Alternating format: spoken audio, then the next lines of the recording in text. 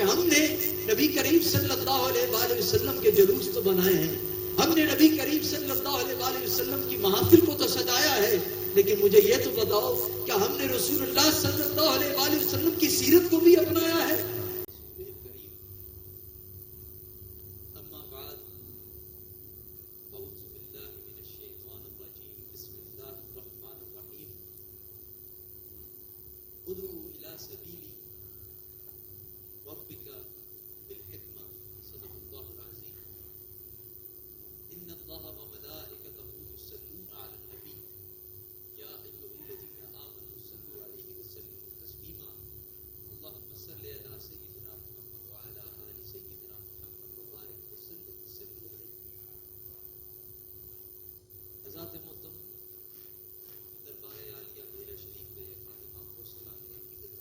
پیش کرتا ہے۔ السلام علیکم ورحمۃ اللہ وبرکاتہ۔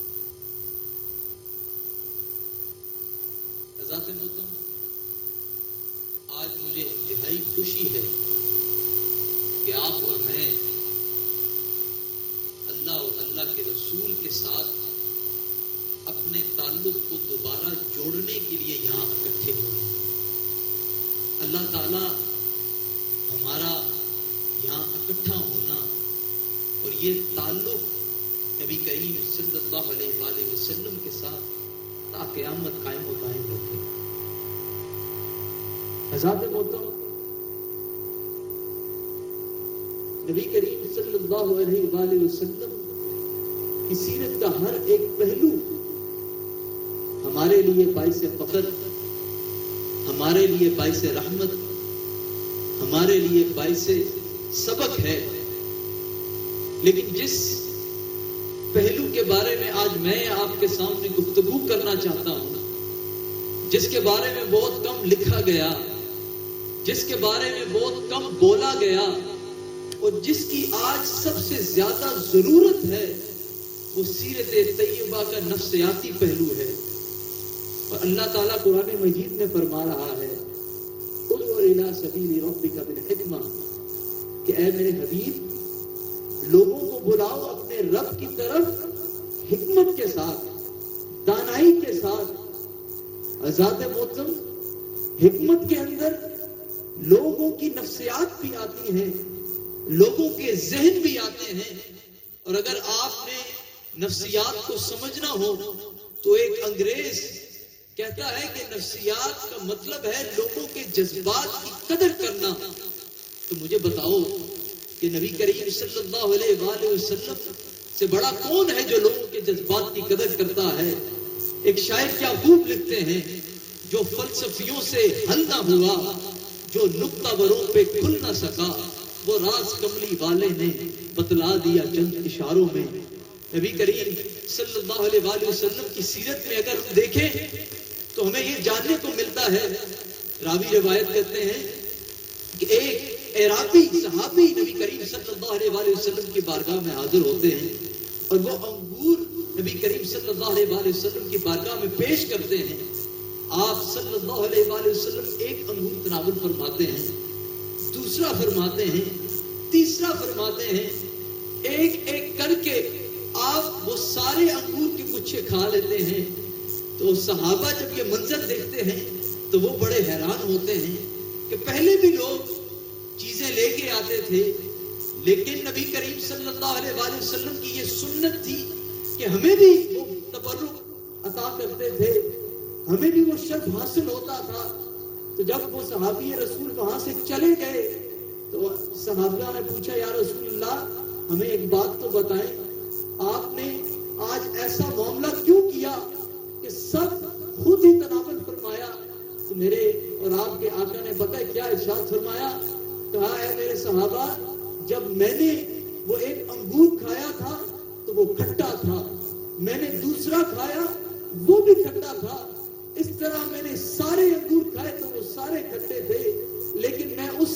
اعرابی کے جذبات کو دیکھ رہا تھا، جس خوشی سے وہ میرے سامنے انگور لایا تھا، اگر وہ میں تمہیں دیتا تو عین ممکن ہے کہ تم اسے کھاتے اور تمہیں اس کا کھٹا پر اس کے اثرات تمہارے چہرے پہ میسر ہوتے، اور اس اعرابی جب وہ صحابی دیکھتا تو اس کے دل پہ جو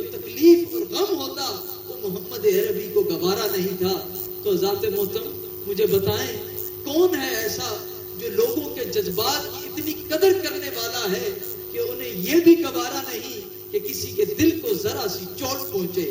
اور ایک انگریز مفکر جب وہ مسلمان ہوا تو لوگوں نے اس سے پوچھا ہمیں یہ تو بتاؤ کہ تمہارے مسلمان ہونے کی وجہ کیا ہے, اسلام کی کس چیز سے تم متاثر ہوئے ہو. تو وہ کہنے لگا کہ سیرت طیبہ کا ایک پہلو ہے, جب وہ پہلو میری نظروں کے سامنے آیا تو میں مسلمان ہو گیا, میں اتنا متاثر ہوا. تو وہ کہنے لگے کہ ہمیں بھی بتاؤ. تو وہ کہتا ہے کہ ایک صحابی رسول دورے دورے نبی کریم صلی اللہ علیہ وآلہ وسلم کی بارگاہ میں آتے ہیں, کہتے ہیں یا رسول اللہ آج پورے دن سے صبح سے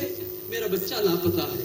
میں نے اسے مدینے کے ہر کونے میں تلاش کیا ہے لیکن مجھے وہ نہیں مل رہا, اے اللہ کے رسول دعا کرے. تو ساتھ ہی ایک اور صحابی بیٹھے تھے, وہ کہتے ہیں کہ میں نے مدینے کے ایک باغ میں چند بچوں کو کھیلتے ہوئے دیکھا ہے, شاید تمہارا بچہ بھی وہاں پہ ہو. تو وہ کہنے لگے اللہ کے رسول نے حکم دیا جاؤ تمہیں تمہارا بچہ وہاں سے مل جائے گا. وہ دوڑے تو اللہ کے رسول نے روک لیا, کہا ادھر آؤ میری بات سنو, جب تم اس میدان میں جاؤ اور تمہیں تمہارا بچہ مل جائے تو اسے بیٹا کہہ کے نہ بلانا, اسے بیٹا کہہ کے اپنے پاس نہ پکارنا. تو وہ کہنے لگے یا رسول اللہ میرا ذاتی بچہ ہے, میری اپنی اولاد ہے, حکم کریں کیوں نہ اسے میں بیٹا کہہ کے بلاؤں. تو اللہ کے رسول نے ارشاد فرمایا کہ جب تمہارے دل کے اندر میں وہ جذبات دیکھ رہا ہوں, تمہاری آنکھوں کے اندر تمہارے بچے سے بچھڑے ہونے کی میں تڑپ دیکھ رہا ہوں, جب تم جاؤ گے اور اپنے بچے کو بیٹا کہہ کے بلاؤ گے,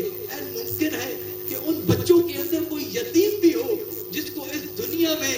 بیٹا کہنے والا کوئی نہیں ہے, تو اس کے دل پہ جو گزرے گی وہ محمد عربی کو گوارا نہیں. ذات محترم جب وہ انگریز مفکر جب یہ بیان کر رہا تھا تو وہ کہنے لگا جب میں نے یہ سیرت کا پہلو پڑھا تو میں نے سوچا کہ جو ہستی ایک ننھے سے بچے کے دل کے اوپر ذرا سی تکلیف کو گوارا نہیں کر سکتی تو وہ انسانی حقوق کا کیا پاس رکھنے والا ہوگا. حضرات محترم آج ہمارا معاشرہ ان ظلمتوں میں گھرا ہے, ان تکالیف میں گھرا ہے, تو کبھی ہم نے اپنے اندر جھانک کے دیکھا ہے کہ ہم نے نبی کریم صلی اللہ علیہ وآلہ وسلم کے جلوس تو بنائے ہیں, ہم نے نبی کریم صلی اللہ علیہ وآلہ وسلم کی محافل کو تو سجایا ہے, لیکن مجھے یہ تو بتاؤ کیا ہم نے رسول اللہ صلی اللہ علیہ وآلہ وسلم کی سیرت کو بھی اپنایا ہے, کیا ہم نے نبی کریم صلی اللہ علیہ وآلہ وسلم کی سنت کو عمل کیا ہے. تو ہمیں شاید یہ جواب دینے میں بڑی مشکل پیش آئے. تو حضرات محترم آج ہم یہ ایک عہد کریں, ہم یہ وعدہ کریں کہ ہم آج سے نبی کریم صلی اللہ علیہ وآلہ وسلم کی سیرت کو اپنائیں گے, ہم نبی کریم صلی اللہ علیہ وآلہ وسلم کی ذات سے محبت کریں گے, اور ہم دعا کرتے ہیں کہ اللہ تعالیٰ ہمارا یہ تعلق, اللہ تعالیٰ ہمارا یہ رشتہ رسول اللہ صلی اللہ علیہ وآلہ وسلم کی غلامی کا تا قیامت آباد رکھے. آج میرے عزیز نے میرا دل انتہائی خوش کیا کہ اس نے میرے ایک بزرگ کا نام لے کے انہیں شیلڈ عطا کی. تو آج یہ نئی شاہ بھی وفادار ہے. جناب میرے محترم عزیزم زاہد صدیق شاہ صاحب, آج یہ منظر دیکھ کے میرا دل کہتا ہے کہ حضور جان امت کی روح خوش ہو رہی ہوگی. اور اگر میں یہ کہوں تو غلط نہیں ہوگا کہ میرے زاہد پیا تو سلامت رہے, تو سلامت رہے تا قیامت رہے. نعرہ تکبیر, نعرہ رسالت, دین ملت کی بیان, ابر کرم کی برکات. اللہ تعالیٰ یہ تاج ہمارے سروں پہ ہمیشہ قائم ہونا ہے. حضور آپ آج